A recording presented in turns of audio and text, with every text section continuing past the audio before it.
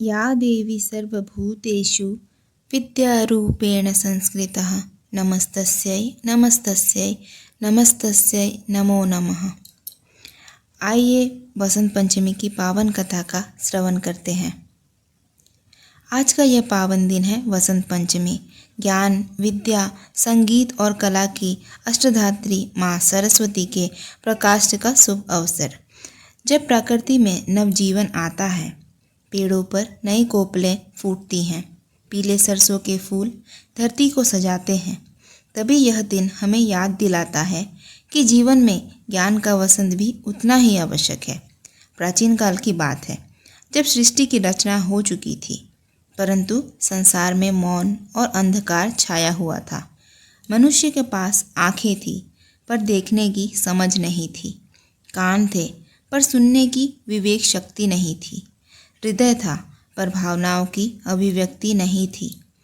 तब देवताओं ने ब्रह्मा जी से प्रार्थना की, हे सृष्टिकर्ता, यह संसार तो है पर इसमें चेतना नहीं है, कृपया इसे ज्ञान का प्रकाश प्रदान कीजिए। तब ब्रह्मा जी ने ध्यान किया और उनके कमंडल से प्रकट हुई श्वेत वस्त्रों में अलंकृत देवी सरस्वती। उनके हाथों में पुस्तक थी जो ज्ञान का प्रतीक है, वीणा थी जो संगीत और साधना का प्रतीक है, और वे हंस पर विराजमान थी जो सही और गलत में भेद करना सिखाता है।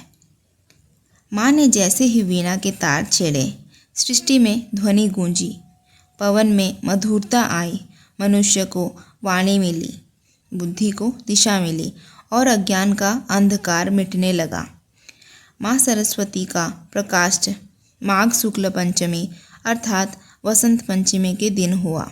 इसीलिए इस दिन बच्चों को पहली बार पढ़ाया जाता है। कलाकार अपने वाद्य यंत्रों की पूजा करते हैं, विद्यार्थी पुस्तकों का पूजन करते हैं। पीला रंग इसलिए धारण किया जाता है क्योंकि पीला रंग ज्ञान, ऊर्जा और सकारात्मकता के प्रतीक है। कहा जाता है, जो व्यक्ति केवल पढ़ा लिखा होता है वह विनम्र नहीं होता, वह अधूरी विद्या वाला होता है। माँ सरस्वती केवल ज्ञान नहीं देती, वे संस्कार, संयम और विवेक भी सिखाती हैं। इसीलिए कहा गया है, जहाँ ज्ञान के साथ नम्रता हो वहीं सच्ची विद्या का वास होता है। आज के इस पावन दिन हम माँ सरस्वती से यही प्रार्थना करते हैं, हे माँ, हमें केवल विद्वान नहीं बल्कि सद्बुद्धि से युक्त इंसान बनाइए। हमारे भीतर का अहंकार हर लीजिए और जीवन में ज्ञान का बसंत भर दीजिए। या देवी सर्वभूतेषु विद्यारूपेण संस्कृता नमस्तस्यै नमस्तस्यै नमस्तस्यै नमो नमः।